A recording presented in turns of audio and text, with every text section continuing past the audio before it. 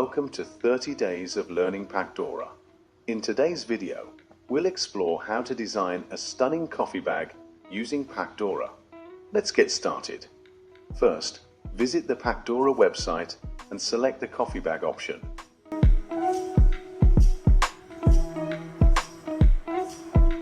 Once selected, a blank coffee bag template will appear.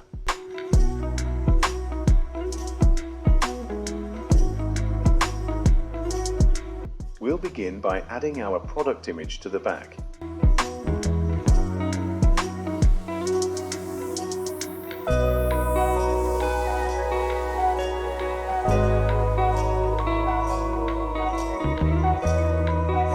Next, we'll incorporate different design elements to enhance the overall look of the packaging.